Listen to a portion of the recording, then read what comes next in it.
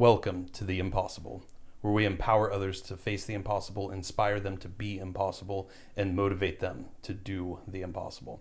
I'm Matt, and we're back this week with my brother, Austin Douglas. How you doing today, sir? Fantastic. Hello, everyone. Yeah. This week, we have a very special guest joining us. We're going to have a great conversation on community, and we are also going to try some brand new products for you guys. Hopefully you can see them on the camera here from our lead sponsor, Life Cycle. They've sent us some mushroom coffees. We've got an unsweetened and a sweetened. You guys know we never record without Life Cycle products. And today we're going to try some for the very first time live on camera for you guys. But before that, I'm going to turn it over to Austin to introduce our guest today. Yeah, so today we have Mullen with us today. She is 485 days sober. She lost over 100 pounds in about a year and a half, and she's kept that weight off by becoming ultimately a mindset coach and a wellness coach. She has her own business called Cowboy Up Wellness, and we'll have all the links in the description for that, and we are just so happy and thankful to have you here with us today. Thanks, guys. I'm seriously so excited to join you guys. Of course, what you guys do with Impossible Performance is incredible. And I mean, we met over, just having similar, wanting to make a similar difference in people's lives. So seriously, thank you guys and for everything you guys do for the community. And just, you guys are incredibly inspiring and so happy to be here with you guys. Well, we appreciate that, but honestly, we would say the same right back to you because it's just been awesome getting to know you this weekend, getting to hang out with you, and you just fit into your mindset fits exactly what our message is so perfectly. And even when you and Austin first started getting to know each other, and I would see some of your content and stuff, I'd be like, that's literally like right out of our playbook. Like, I love it. Like, it's so cool. And you have your own unique perspectives on things as well. And just getting to chat last night about the mindset it takes to overcome addiction and how you have to really make it a matter of identity.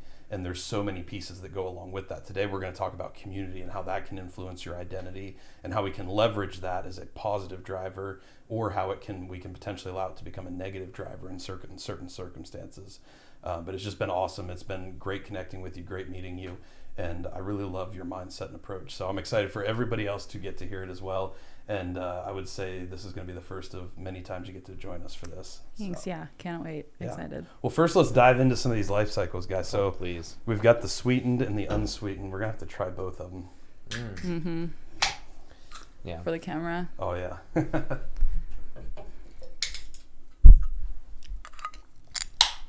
So guys, you guys know Life Cycle is a organic functional mushroom company. They have 6 different mushrooms they focus on. We use the lion's mane for mental clarity and focus all the time, but this is delicious. It's really good. Really good. This is black. So I've got the sweetened one here, the green one. And the unsweetened one's really good, guys. Is it good? It really I'm gonna is. try it too. It's organic cordyceps and chaga. Now, cordyceps has a molecule in it called cordycepin, which is an adenosine analog. Adenosine is used in the body. It's a natural hormone in the body that's used to control and regulate things like heart rate, blood pressure, things like that. What they found with cordyceps is it actually increases VO2 max while you're using it. And it even can increase the VO2 max in already trained athletes. Chaga is huge for immunity, fighting inflammation, and even Memorial Sloan Kettering is using it for cancer studies, which is one of the world's largest leading cancer health systems. You like which one better? I think I like... Yeah, that's good. I like the unsweetened. That's really good. I think I like the unsweetened better too. Yeah, guys, these are not on the market yet, but they are they're coming very soon. Ready to drink sugar. Organic black coffee with cordyceps and chaga for immunity, stamina, and longevity. You guys got to try this out. Click the link in our description below. Use code IMPOSSIBLE at checkout. Get 15% off everything you purchase. So good. Yeah, I'm pretty excited about these. These are going to be awesome. So we're going to give you guys updates throughout the podcast and let you know when we start feeling the effects of these. Where our energy levels are at. Because we've done they have a instant coffee product that we've done, and it will light you up with so much energy. It's not even funny. So I'm excited to see how these guys do as well. But they are delicious. So the amount of energy drinks that you guys have had me try just this weekend. Already had more coffee. I've had more. Weekend. I've had more caffeine this weekend than my entire life. We got to build up tolerance. Yeah, that's the first step on the impossible path. Love it. Yeah. So we'll keep you updated on that. It does take a lot of caffeine to live the impossible life, doesn't it? It really does. Yes. It really does. This week I've slept like 5 hours a night, maybe less some nights, maybe slightly more some nights. But it's just one of those things. I was talking to Austin about this earlier this week. We had said at the end of 2025 was a big growth year for us, a big discovery year of like learning where we can go with our platform, really finding the groove of our message, finding the groove of the people we want to represent and help drive forward in their own pursuits. And so it was a really big discovery year for us. And then in 2026 we were like, this is the year we're gonna change the world. And it's not the year we find our ultimate 10-year end goal, but it's going to be the year that we really start to drive effective change. And this week I was getting really run down and just lack of sleep. I woke up Monday morning, I slept like 4 hours Sunday night into Monday, and I was like, man, this is not good. This is gonna hurt my health. Like, what am I doing here? How do I sleep and still get all my work done? And I just had this thought pop into my head, and I was like, you know what, you said this was going to be the year that you were going to change the world. And what part of that do you think comes with a good night's sleep? Mm-hmm. You know? And when I thought of it that way, I was like, okay, yeah. that's badass. I'm just going to lean into that. And if we lose some sleep, we lose some sleep. Like, this is just a season of life. You know Layla and Alex really well. Alex talks about seasons of life. Mm-hmm. And there's some seasons where you just really grind, you really produce, you really drive growth. There's some seasons where you're very health focused. And there's nothing wrong with that either. We would never actively encourage anybody to damage their health necessarily, but sometimes you've got to make certain sacrifices, certain trade-offs for specific goals. Anybody who's an athlete knows that, and I think that's the season we're in right now. Mm-hmm. But so if it means some nights of less sleep, so be it. Yeah, Austin and I actually talked about this the other day at dinner. There's a Marcus Aurelius quote that's very similar to that of it's you were not made to lay in bed and feel nice. Like, you are made to get out of bed. Like, don't you see the birds and the ants and the spiders going out, the bees going out to produce and to create their home for their community and for their it's their job to get up and work. And it's not any different for humans, right? Like, we still have to provide for the community, provide for, do your job as a human to contribute and to service other people. So yeah, that's a powerful quote. I like that a lot. Yeah. I'm going to remember that. It's the same kind of thing, like, we weren't made to not experience our potential. There's another Socrates quote. I think a lot of the great minds have come to this similar conclusion, and that's why we focus so much on potential, is this idea of your potential is your responsibility, is what we say.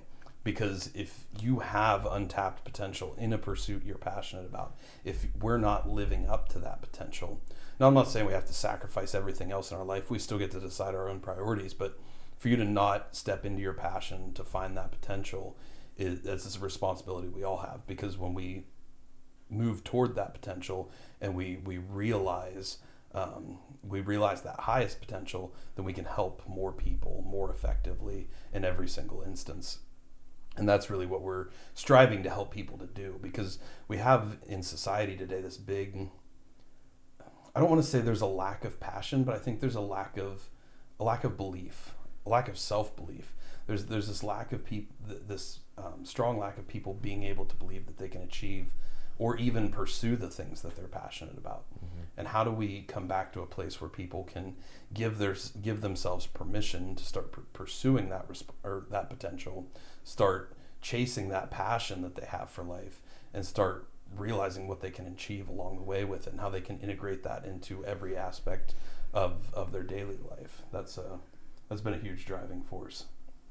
And it's one that is ultimately fulfilling, required, but ultimately fulfilling. Mm-hmm. So I know in times that I'm away from Ohio for work, those moments are what are ultimately and truthfully reminding myself, whether it be through an easier lesson or at least a harder, harsher lesson, of being separated by those that I love and that I cherish, to make sure that I am still being a force for good, that I'm still being net positive in terms of production and not consumption.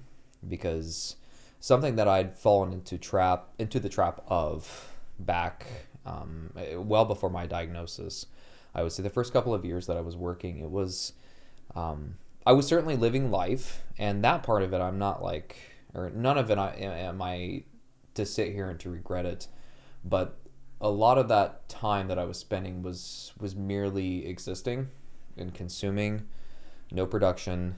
I wasn't, the job that I complete does help others in a fairly direct way, and I certainly take pride in that, rightfully so, but I was most certainly net consumer terribly, and so over the years, through the treatments, getting to this point here now, and seeing the beauty that lies within the community that we've developed here, that we've built here, that the absolutely wondrous and profound individuals that we're surrounded by now.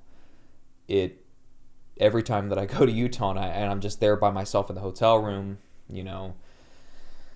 the first few hours on a weekend, on the weekend days, Saturday and Sunday, I get to watch European football, and that's an absolutely incredible time for me to kind of enjoy a sport that I'm very, very passionate about. It's the only sport that I really consume, and so having those moments. But then after that, I sit there and I have to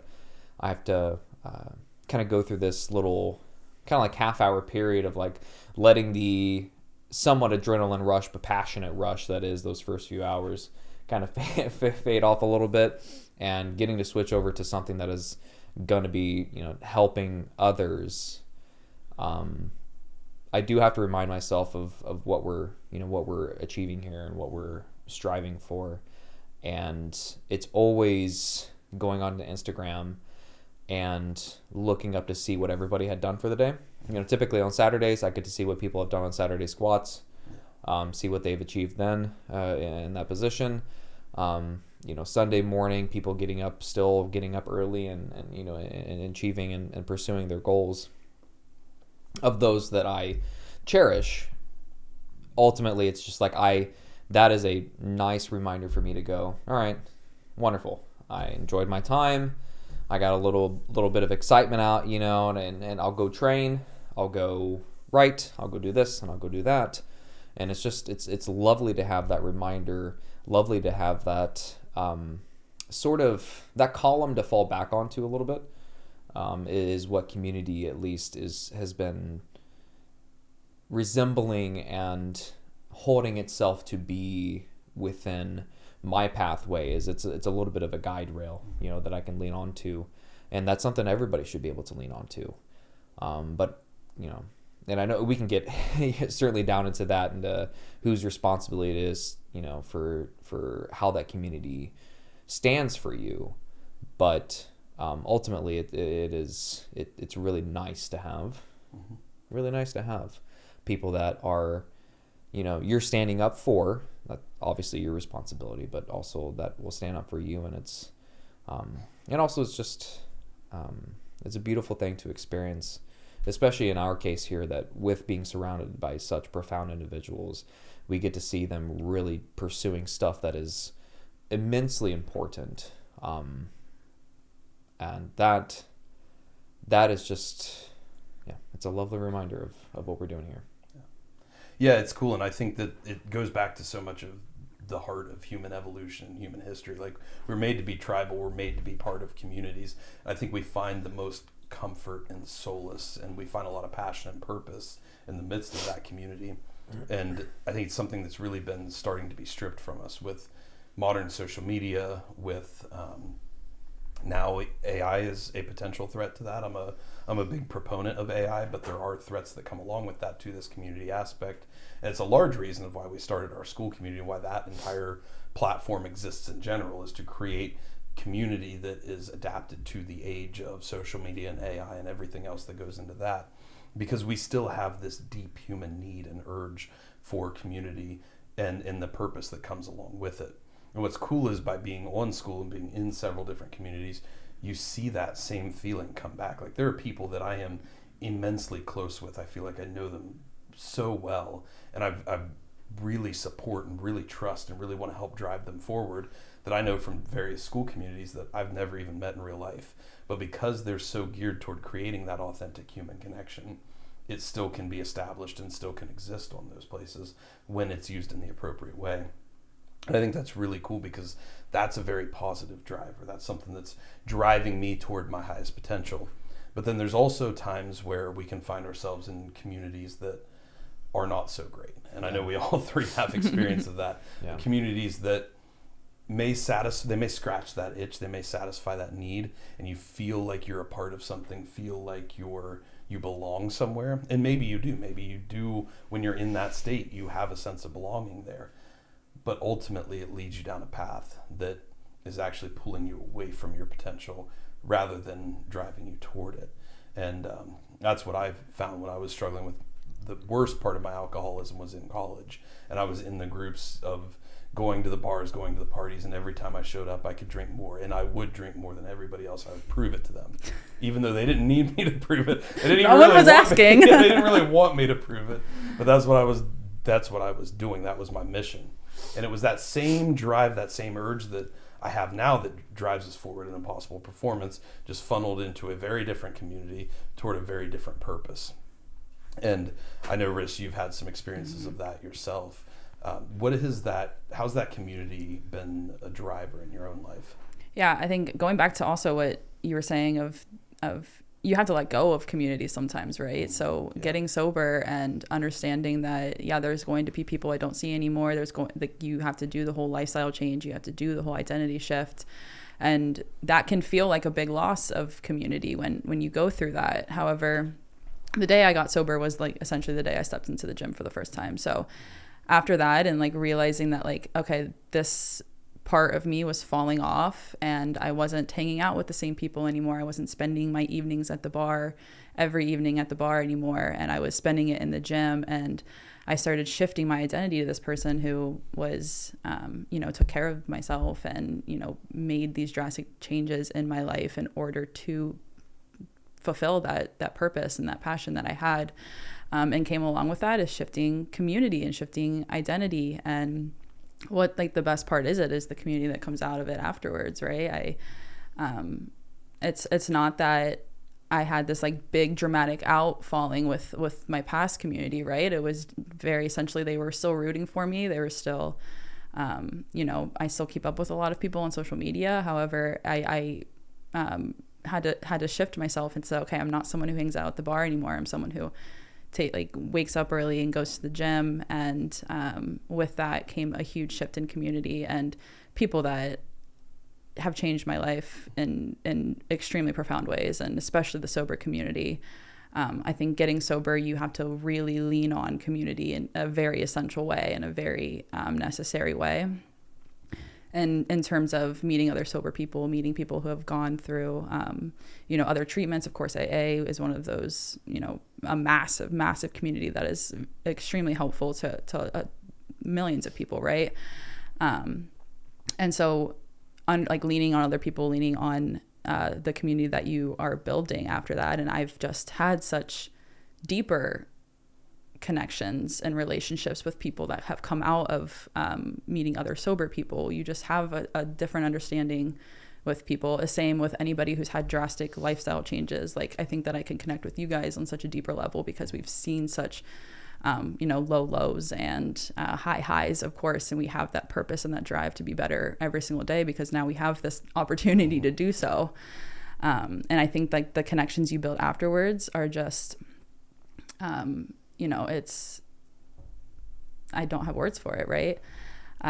And that's been crucial in of getting out of addiction and perhaps leaning into the other addiction of working out and fitness in the gym, right? But it's been absolutely crucial to build new communities and understand that with a massive identity shift comes that new community, but it's essential and it's crucial, and you find that it is the greatest blessing of all times leaning into that. Yeah, I agree 100%. And what's cool about it is even just this weekend, it's been so cool to watch you like you jumped right in the cold plunge. You went in and trained with us in a gym environment you've never been in before. You came on the podcast kind of out of nowhere. And so I'm actually seeing in real time you leaning into these moments of identity, these moments of community where you approach with the situation. You say, is that the kind of thing somebody like who I'm building, who I want to be, would do? And if the answer is yes, then you just jump right into it, which is really cool. I've never seen anybody that can jump right into something like that, even if it's a little scary, even if it's a little uncomfortable, even if it's something new. You've already established, like, this is who I am, this is who I'm becoming. I'm going to go into this because I know it will move me closer toward that. And when you build up a default mindset of that, that is the process of being impossible. And so it's so cool to see you already have that fully established without ever having even known us up until this point. How did you initially start to build that in yourself? I know you had to let go of the old community, step into a new community, but how did you start to like build that just within yourself at first? Well, I think like that takes a lot of practice of being someone who can just jump into something else and then identify with it, right? And that's something that I before I had made any of my getting sober or losing weight, and I was in this place similar to what Austin talked about of just living every day on autopilot, and you're just kind of in survival mode, and you're not focused on the purpose, right? You're not focused on your passion and what you are here for. You're just kind of like, you're distracted. You're like, this is my life, and this is just what I have to live. This is what I have to live with, right? And before that, and I started getting to a point where I was like, I just think that there's something else out there, right? I just think that there might be a little bit more in me. But I wasn't someone who could essentially trust myself to follow through with anything, right? And it took a lot of practice for me to become someone that I could actually trust to do what I was going to say I was going to do. And that came with, really sticking to identifying who I wanted to be in the future and really listing that out, and like, how does this person live, and what traits do they embody? And I started just habit training like crazy. Just, I'm going to start waking up at 5 a.m. I'm going to be someone who, and before I would say, I'm only going to drink on weekends. And you know how that works. Yep. I'm only going to drink on weekends. I'm only going to drink on special occasions. And we all know how that works. And so I started just like toying with this idea of I remember writing it down. I am going to become a morning person. And eventually I came to a point where I was journaling every day, and I started writing, I'm going to get sober. I'm going to be a sober person. I am a sober person. And you start just really training yourself to think in this identity, and training yourself to act as the end goal that you want to achieve. So you start waking up earlier and earlier, and every single time you stick to your word and you do it, you are just training your mind to trust yourself and to trust that you're going to follow through. Because I don't think inconsistency or even leaning into resistance, not following through with something is a habit. It is something that you continuously do. If you're not someone who shows up for yourself continuously, you're going to continue to not show up. You're going to continue to like let that level drop of what you expect out of yourself. And if you keep saying, I'm going to go to the gym tomorrow, and then you never do, you are just continuing to really like solidify that in yourself, that you're not someone who's going to show up for the gym, and you let yourself get to that point. So if you continue to it's a real practice. It's just like we talk about with training the muscles and training your mind, of training yourself to follow through and to trust yourself and to become someone who follows through. And that takes a lot of time. And it took me like 3 years to get to a point. And now I wake up at 4:15 every single morning and get to the gym. That wasn't overnight. That was work, because I wanted to become that person who wakes up early and gets to the gym. I wanted to become someone who didn't have to rely on alcohol to be around people or to be alone, right? And it took a lot of work and a lot of practice to become that. And within that, you find other people who are also curious about that. And now I preach on social media. I mean, some of my best content is when I talk about how I started waking up at 5 a.m. and teaching those small, tiny little incremental habits to get you there. Like my biggest one was I would plug my phone in on the opposite side of the room, and that way I had to physically get out of bed to turn my alarm off in the morning. And that way, your brain actually has time to process. It's time to get up, and instead of like just hitting snooze over and over again. So like teaching those little incremental habits, and like, so I'm starting to like find people who are like, oh my God, this has changed my life. And like, this is such a good habit trick. And you start building community with other people. I mean, the same people who are at the gym at 5 a.m. are the same people who are there every day, right? So, I'm fist bumping everybody in the mornings. And so it really is just, when you start shifting, again, the identity, and you start leaning more into it becoming what you want to become, the easier it gets to be that. And at any point now, it's just my new autopilot of waking up at 5 a.m. When the confidence that comes from that notion of trusting yourself, I think that's something that's a concept that I personally struggled with a lot, and I know that a lot of people do, is when you go to form those habits and you say that you're going to put in the effort, trusting yourself is paramount to not only being able to accomplish them, but to believe that you can accomplish it. So then when you get to that point of, okay, I trust myself to do this, I've shown myself that I can do this. I don't know, your guys' I want to talk about the confidence that comes from that, and to kind of share with those who are kind of in that moment right now, like what the confidence that comes, and I know that confidence sprouts from this, but the growth in confidence in trusting yourself to accomplish what you want to accomplish, and you accomplishing that repeatedly, what does that confidence feel like when you go out to tackle other goals and aspects in your life, but then also just the confidence in general as a human being going about your day? Yeah, I mean, it makes me think of Alex's line of, is it? I can't remember if it's confidence specifically or something adjacent he's talking about, where he says it's not about shouting affirmations at yourself in the mirror. It's building an undeniable stack of proof that you are exactly who you say you are. And you shared a post or a story or something the other day that had something very similar to that. You were talking about when you kind of wake up and realize you became the person that you said you were going to become. Mm-hmm. And I resonated with that so well, because I was like, yeah, she gets it. Mm-hmm. And I know how powerful that feeling is. And it's so exciting that you've now experienced that feeling for yourself mm-hmm. as well.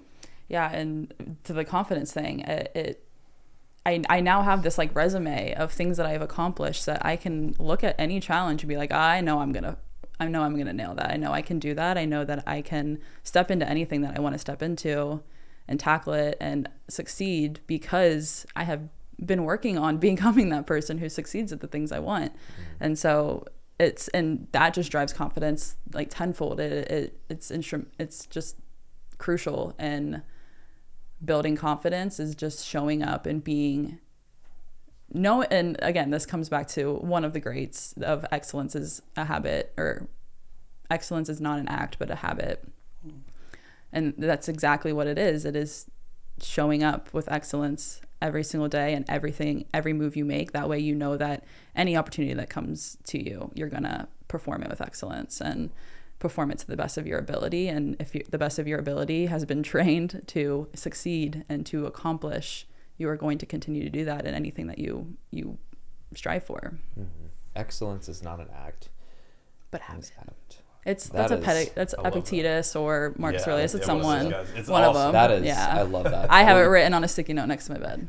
Because you can tell when someone's posture is very much a scene mm-hmm. and not what they've actually worked it up to be, and the mm-hmm. strength that comes from, forming that excellence through the act of discipline and consistency. Again, the confidence that is just sprouted from that, and having that posture just be natural and not something artificial. That's really something powerful to see when you're out in public, but also it's very powerful to experience it as well. Yeah, and I think when you become that kind of person, focused on that on a day-to-day basis, you really become attuned to other people who are in the same or similar pursuit, and that makes you very receptive of that type of community. I think that's one thing that's really, really tough for people who are high performers, people who are pursuing physical or personal excellence right now. It's hard to find community sometimes, because there's just so many people out there. I do think society's having a shift, but for so long there's been so many people who just do not care about that, and even to a point kind of reject that notion, or will mock or make fun of people who are pursuing that in their own life is a means to, protect their own insecurities. And that's where it's been so challenging for so long. In platforms like school or places like the gym are such good places to start finding that community, building that community, because sometimes it can be kind of a lonely road, somebody pursuing something at that level or that degree. And while, you can still reach the heights of success, being a lonely road can be a tough place to be, especially when you're coming out of things like addiction, or you're working toward goals that everybody in your life is telling you are impossible, or things that you can't do, or that maybe they think you shouldn't do. It can be a tough place to go. But finding those people that you can relate to in that manner, finding people on that same path who get it, who understand, their mind speaks that same language, building that community is paramount in not only being able to bring more personal happiness, more personal confidence, but just to even further reinforce that identity that we're working to build for ourselves. And even with that community is then even taking a little bit step farther of mentorship, right? When you start stepping into those communities, you find people who have gone the path that you've gone, and they're always, everyone's always willing to share and to help. And that's something that is great about school, is that's a really honed in version of a place that someone could go into and say, I'm interested in this topic. They have now a whole community of people who have lived it, who have embodied it, or people who are even not even to the part that they're at, right? They might be behind. And so you have all these different sectors and these different levels of experiences, and that you can continue to learn from. Because of course, when I got sober, it wasn't just, I wasn't the first person to get sober, right? I learned from so many people, and I had so many people who had my back, and so many people who I, leaned on in times that I was having difficulties, that had gone through it before. And that's so important to have, and so important to just be continuously learning of how to become this person and how to navigate a situation like sobriety or becoming fitness or the community that you guys have, right? There's a lot of steps to it, and it can be very intimidating. And of course, regular social media is often infiltrated by a lot of other noise. And so when you can have something as, pinned down and more potent with like-minded individuals that are very specifically like-minded, it just can grow you tenfold. You're being mentored, or you're mentoring people who are in the exact same mind space as you, and they want to grow there, and they want to accomplish, and they want to succeed the same things you do. And that just boosts you so much higher, so much quicker, right? I mean, we learn from people like Alex Ramosi and Layla, who have also built different communities underneath them in such different segments, but they're so willing to mentor and to teach people who want to be that way, to just skyrocket them if you're willing to put the work in. Yeah. And the reason is because, just like you talked about with your content, how great is that feeling when somebody says, oh, this thing I learned from you helped me so much. I don't know that there's much better feeling in life than that. And so the reason we do that is because when we can help somebody who we intimately understand their pain points, and we can help make the process either more efficient or more productive, or whatever it may be, we can help them with that process. It brings us a lot of gratification, because we're serving that person. We're literally being that person we needed in our most challenging times. Mm-hmm. And that's, again, reinforcement of, oh, I was somebody who used to be here, used to struggle with this, and now I'm here. And all the people are here who are in this same spot struggling with this thing, I can help them. Mm-hmm. In that same way, it almost gives us that feeling as if we were helping ourselves, through that time. And I think that's a really powerful approach to bring to any pursuit. You can go as deep down into the weeds as you want. Some people believe that, the energy you bring to that is actually going back and helping that person. And I mean, we can dive all into the weeds of that, but I think regardless of how you feel about it, it's true, because that's the narrative you're telling yourself. There were times when I was working toward, or training up toward that 500-pound squat, I had to bring myself back to some pretty nasty places 10 years prior to that. And I remember back in that hospital when I was supposed to die that there was no medical reason that I was coming out of that. There was no medical reason I should have had the level of strength that I did, made the kind of recovery I did. And so I would convince myself when I was under the bar 10 years later, under the squat bar, not under the bar, the bar, which I had my moments with that as well, unfortunately. But when I was under the squat bar 10 years later, there were moments I had to fully convince myself that you have to do this for that kid. You, in this moment, are giving that kid strength. And whether it's actually true or not, I don't know, and I don't care, because in that moment, it gave me so much purpose, so much drive, that I was not, by any stretch of the imagination, going to allow myself to fail. And then with that kind of purpose and drive, you're going to pull out your highest potential. You may not succeed in every circumstance, but you're going to make sure that the very best of yourself and more shows up to that table. And there's this sort of, if we're going to talk stories real quick, it's we do love to tell stories. We love stories. For me, where community came in so violently necessary was, and we talked about this briefly, was the sort of two sides of Austin that went into when I was diagnosed originally. There was a side of Austin that was very thankful for family and friends and the family that I was forming down here. But there was another side of Austin that was that had this kind of feeling of like rejection and dejection from society, in the way that I had, especially for my stance in spirituality back in the day, and in the way that some of the echo chambers within social media especially can get extremely, fear-mongering, and really put you through this kind of existential, more nihilistic, I would say, because you kind of get angry about it in terms of this sort of like desire to retaliate in some way. And for me, the retaliation I wasn't going to go out and do anything. It was more of, I was not doing anything at all. That is what was hurting society. And especially coming from somebody myself, that I went to school for music. I wanted to serve the people in a way of which I was pursuing a passion and getting to project that passion to others and to hopefully affect them in some manner.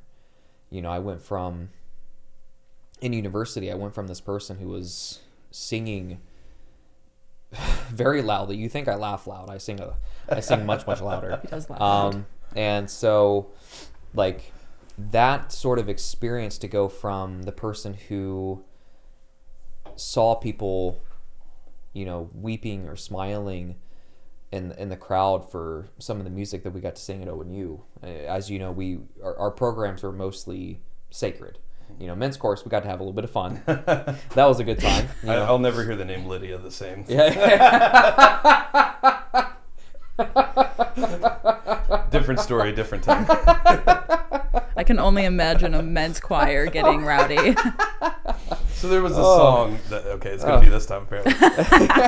Quick aside, there was a song we used to sing called Lydia the Tattooed Lady. Yeah.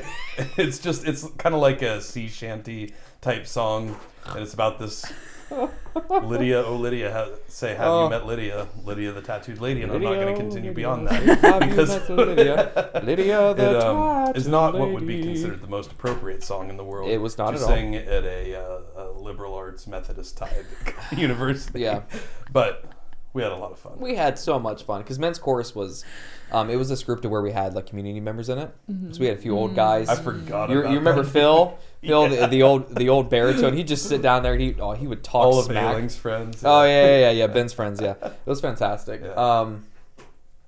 And so going from that choir, and then especially the music that we did in chamber choir was some pretty profound music that we were discussing. I mean, it was some really intense themes of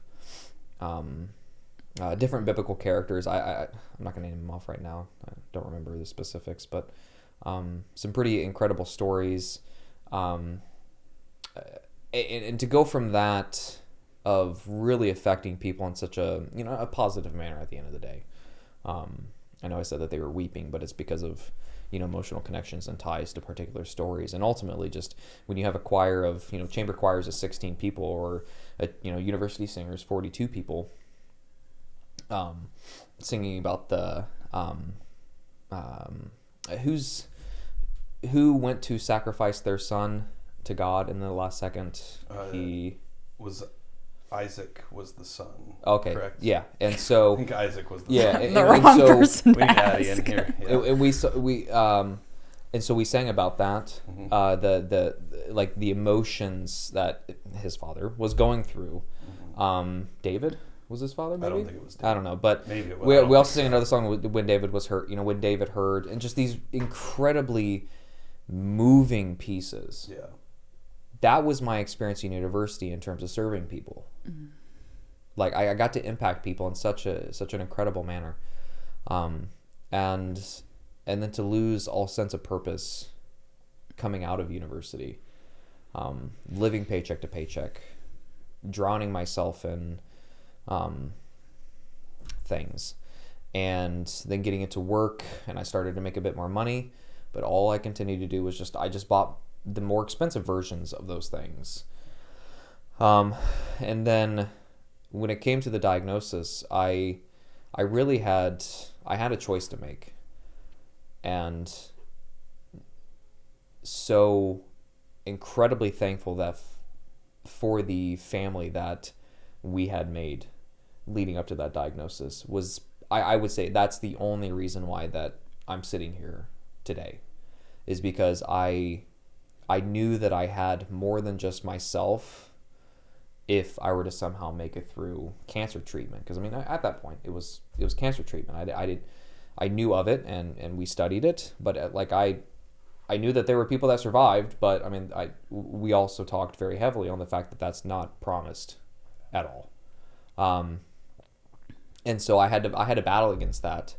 And so when it came to, I had those two sides of Austin, the dejected, nihilistic, going to dwindle down into, a pile of, wet sticks that somebody wants to use for, firewood, pointless, or the Austin that wanted to go back to serving others, and knowing that he had a family beside him and around him and close to him, friends that all had faced their own battles in their unique ways, offering the support and the shoulder.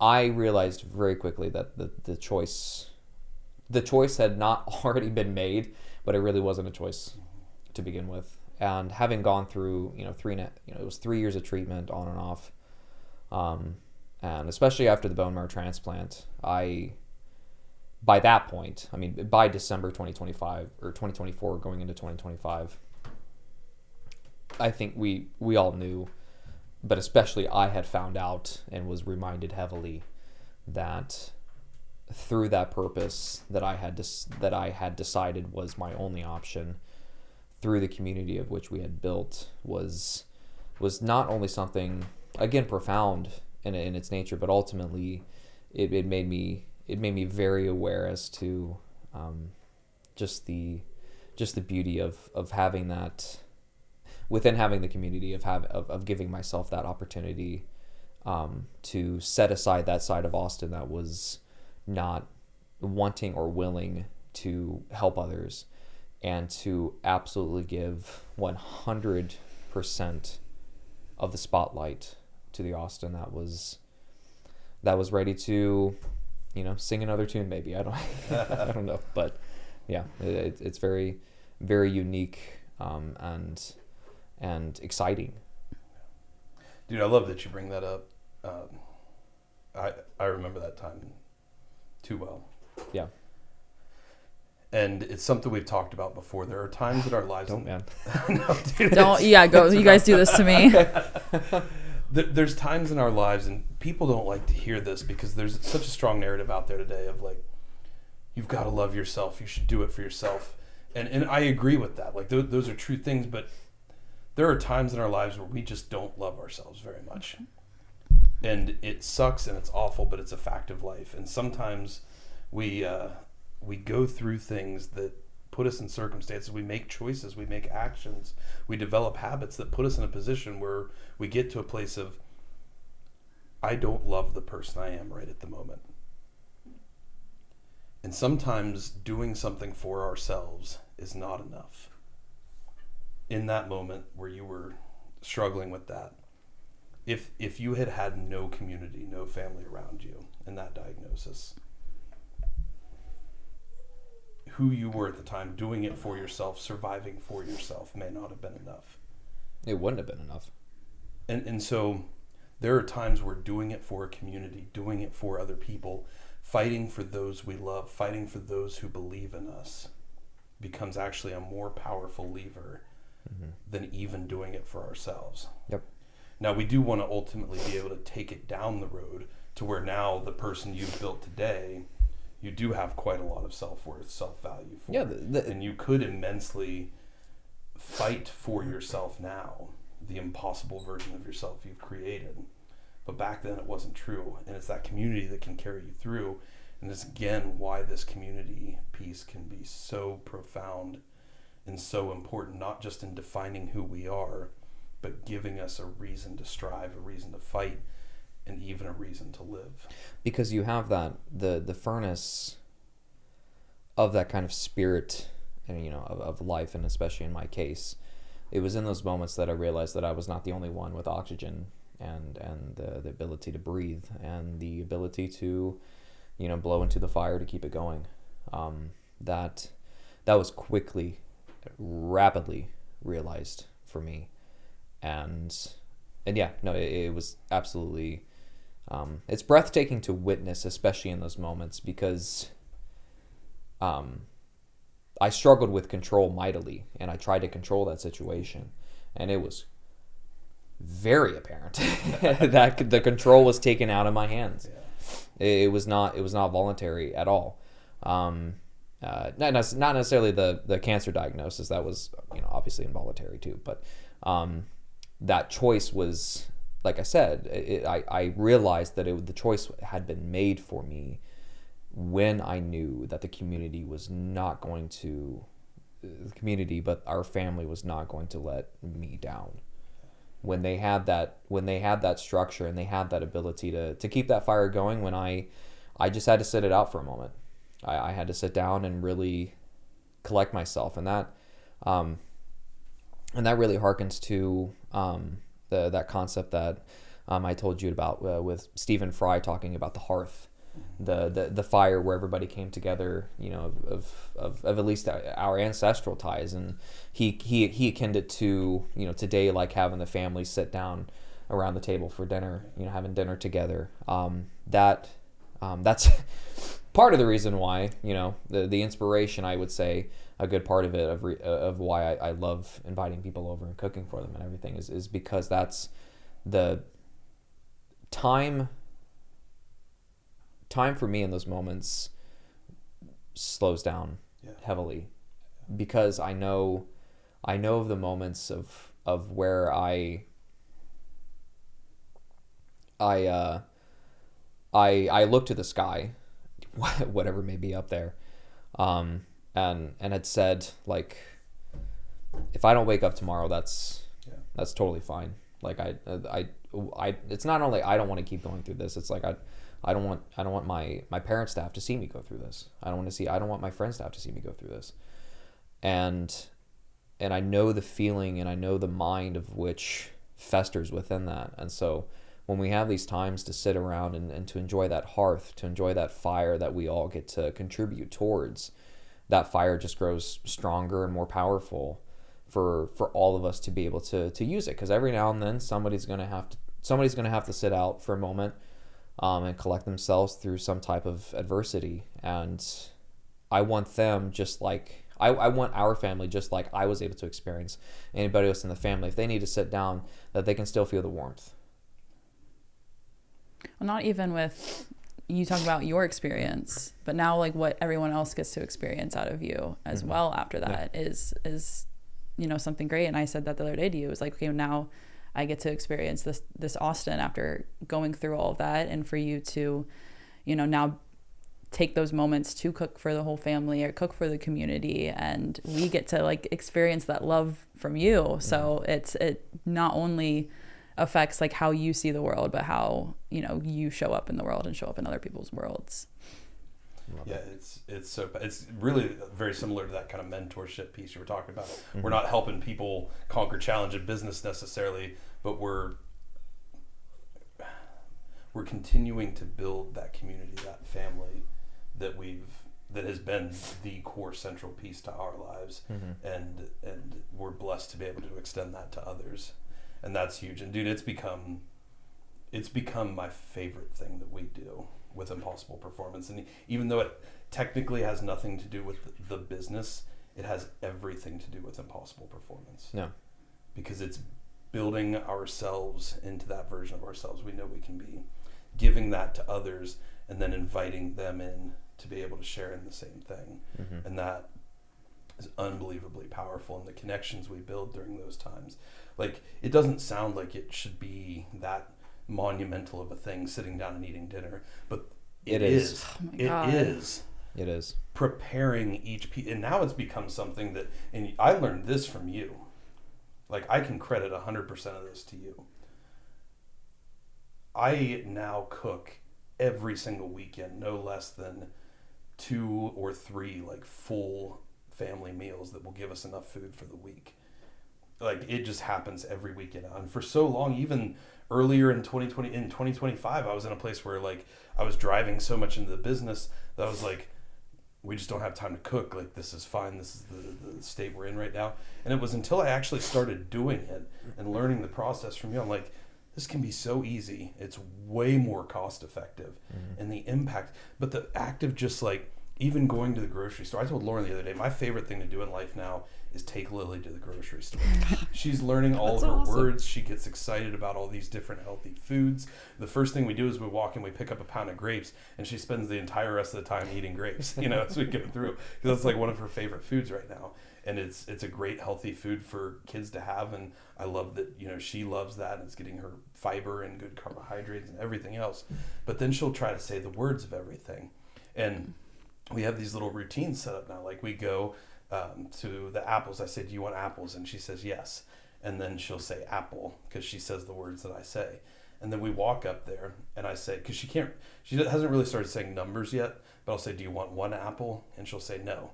And I say, do you want 2 apples? And she'll say no. And we keep doing that until we find a number she wants, within reason. Do you want 14 apples?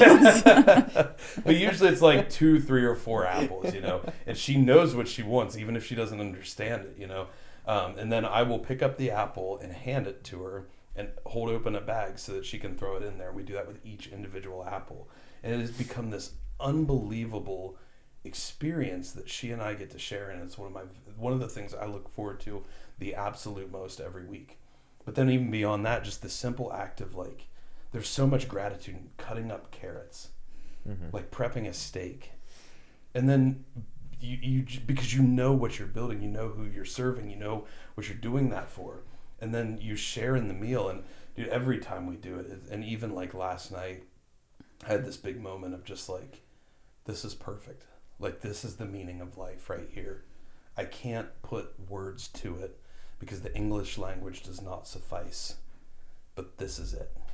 I showed up with these steaks about prepped, and you guys were like, we have potatoes in the oven, we have broccoli and carrots, and I felt that love too. I was like, man, like, that's a lot of love to put this much love into a dinner where, you know, someone new is showing up, right? Or just wanting to share that sort of love with other people in terms of dinner that is so monumental. And again, you just said, it feels small. It feels like it's one of those things that you can just pass by in life. Like, oh, I'm just going to quickly eat over here and over the sink, or like on the couch real quick, and you're like separated from people. But yeah, those moments when you can sit down with everyone and realize that like food is love, and like,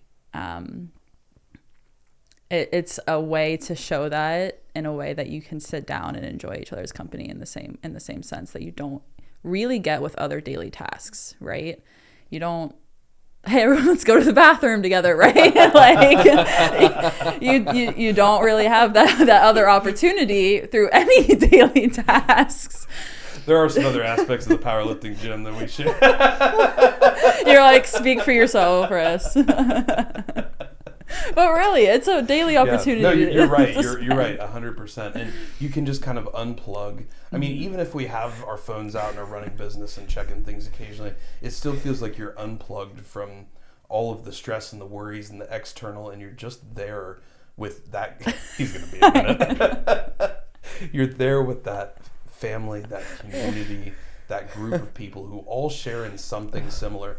All the people at the table last night were so different in so many capacities, and they had such different walks of life, yet we can find this coherence and this community and this connection because of how we all got to that table. You're ruining the moment, bro. I'm sorry, man. I'm gonna remember that the next time we have a large. It's recorded, so yeah. Next time we have a large family meal, we'll be here for two. We have. Yeah. All right. Just pull your napkin off your lap and be like, "It's bathroom time." We do have 3 of them, so we could all fit in that one easy. Yeah, it'll be fine. Yeah. Lily loves the tub in there. Lily poops wherever she wants. Actually, now that you say that, Lily and I actually go to the bathroom together. Well, not technically. She's got a potty training toilet. Right. And every time I go to the bathroom, she has to follow me back. I mean, you guys ate a community bagel this morning, too. So we're leaning heavy into this. Yeah, you are. But yeah, dude, it's one of those moments that it's one of those practices I learned the power from you, and then I brought it into my own like domestic family or my own physical family, whatever you want to call it.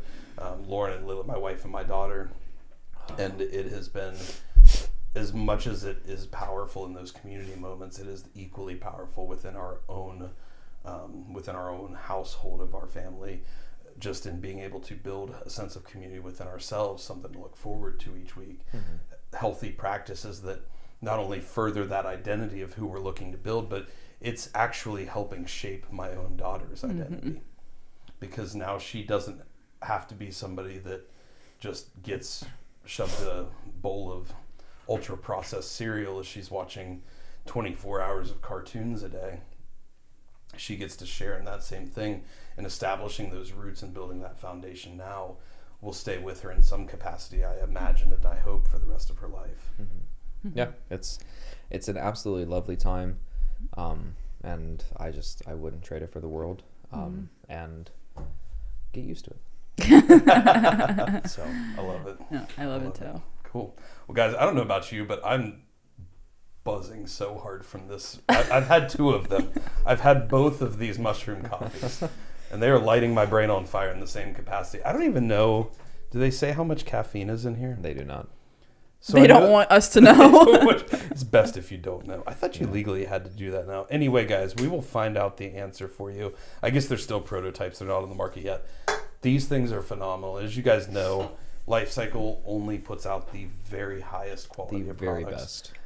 And we love them. We give them to all of our podcast guests. We're gonna risk a huge load of product to be able to take back to her daily practice and see what kind of product she likes and what goes into her lifestyle. So definitely be on the lookout for these mushroom coffees, because it's honestly nice that it's like 8 fluid ounces. You can just quick drink it's it. So quick, yeah. And I'm very impressed with the taste. I am too. Because you had the instant coffee this morning. Yeah, which is fantastic. Oh my gosh, I have a cup of it next to me. Good. Yeah, it's not this good. I don't know what it is, what they did different. I would like to put this like in a glass over ice. I feel like that would be really good. This is also cold brew, so there's going to be cold brew. It's always it represents. It's not just iced coffee. It's cold brew is a completely different animal. Yeah. So I'll have to have you dive into the nuance of that sometime. Oh, absolutely. Because I'm not that well educated. I'm like, it's cold coffee or it's hot coffee. We do it in Southeast Ohio. Or it's supposed to be hot coffee that is now cold. Yeah, absolutely. Yeah, that's not always bad either. No. Yeah, I'll just continue to twist my mustache as I keep telling you about how the coffee tastes. Yeah. Well, guys, that's been a great chat. Anything else either of you want to provide? I don't think so. That was fantastic. Fantastic time. Yeah. Well, guys, I hope you enjoyed this chat. I hope you enjoyed getting to connect with and learn from Riss. We are going to have her down in the future to tell her full story because it's so powerful. And the lessons she's already brought to the table have deeply impacted definitely Austin and myself as well. And we're just so excited to bring your mindset and your perspective, hopefully, to more and more of what we do. So thank you for being here. Thank you so much. Yeah, happy to join whenever you guys will have me. You guys know I like to yap, so. Yeah. No, honestly, you're really great at the just conversational style, bringing that perspective. But I can tell that even though this may be like your first time talking at this podcast table, it's not your first time doing this type of discussion, mindset exploration, things like this. And it's cool to see that come through, and it's just already seems like it's part of your identity, which we love. And I think one of the biggest things I came to a realization on with today's discussion is honestly this piece of identity and all the things that tie into it, both our habits and our actions and our communities. I think we're actually, by default, whether or not we want to, whether or not we like it, we are always reinforcing our own identity. When we give into negative habits and build negative habits and negative lifestyles, we are further confirming and building a negative identity. We are furthering that story that we tell ourselves about ourselves. And it's the moment, just like you talked about, Riss, in your own life, the moment that we take control of those habits, we take new actions, we start telling ourselves a different story about ourselves. And the more we do that, the more that we choose that action that builds that identity we want to build, we are furthering that identity. We are cementing it further and further, so to the fact that years and decades and throughout an entire lifetime, you build that individual. And when we take active control over that narrative, we write that story with intention. That's when we build the impossible self. Absolutely. Amen. I love it. So thanks for being here with us this weekend. Thanks Riss. for having me. being on It's the been show. a wonderful weekend. Yeah, thanks for going to the gym and jumping in the cold Oh my plunge, God. too. Yeah, That thanks for was killing awesome. my biceps. Yeah, you'll feel that tomorrow. With pleasure. Austin. Anytime. It's another one of Austin's areas of expertise. I've been fortunate to learn from him. So That hurt. all right, guys. Well, thank you for listening. As always, the number one and only thing we ask of you on this platform, we're never going to stop in the middle of our conversation to run these generic pre-recorded advertisements. We're never going to impact the power and the moments and the narratives and the stories we get to build and display on this platform. So the only thing we ask of you is, if you got something out of today's episode, if you enjoyed one aspect of this conversation, then we ask you to please go down, copy the link to the URL, or press share and copy a link. Go over, paste it in a text message or an email or on a social media post, and share it with as many people as you know whom you believe it would help. Because at the end of the day, that is how we build everything we're building at Impossible Performance. And if you want to dive deeper into these conversations off camera, join our school community. It is actually free this week for the Arnold Classic. So if you guys want to jump in now, you get free access for life. And even when the price goes up to quite a high premium, to be able to get into this exclusive group of individuals, this exclusive community of people all driving toward a similar goal, a similar pursuit in life, and who want to build that space. This is not a place where you just dive into a subscription that maybe you do or don't use. This is a place where you tap in to that exact community that Austin was talking about, that helped get him through some of his very darkest moments in life. That's what you can have access to today and for the rest of your life, if you so choose, for free. Go down into the description, click that link, and sign up today. It's a brand new platform to the game, but I think you guys will all see it's going to revolutionize social media, give us back our community, give us back our authentic human connection. No bots, no ads, no algorithm even. It's just authentic human connection. So we hope you guys jump in, join a part of that, become a part of what we do, become a part of our community on that platform. And Riss, if people want to follow you further, learn more about your story, what's the best place for them to reach you? Yeah, you can follow me on Instagram is where I am most active at Riss Mullen. You can look me up on cowboyupwellness.com as well. And I am also on School. Yeah. We're going to start working on my platform. However, excited you for can search Cowboy Up Wellness on School and find me. Absolutely, guys. Check her out there. All those links will be in the show notes. And if you're going to be at the Arnold this year, definitely reach out to us. Reach out to us on social media. Reach out to us via email. Reach out to us via our school community. All those links are down below. Reach out to us. We'd love to hang out. We'd love to chat. We'd love to meet up. The Arnold, as Riss was talking about earlier, it's really its own kind of community opportunity. And she brought up and reminded us of so many new relationships, new connections we'd made there that have now become a part of our community, and we hope to continue growing those in the future. And you can do the exact same thing. Find the people who are like-minded to you, walk into that community, allow yourself to internalize that as part of your identity, and use that as a powerful opportunity, not just to go and consume and get as many free energy drinks as you can. Go there with intentionality. Go there with a sense of meaning, a sense of purpose, and watch how that entire experience changes for you. So hope to see you guys there. Thanks for listening today. Thank you for being a part of what we do. Thank you, Riss, for being here again. And as always, be impossible. And one final thank you to Life Cycle, because I am like vibrating. I'm vibrating. It's so It's serious. delicious. It is delicious.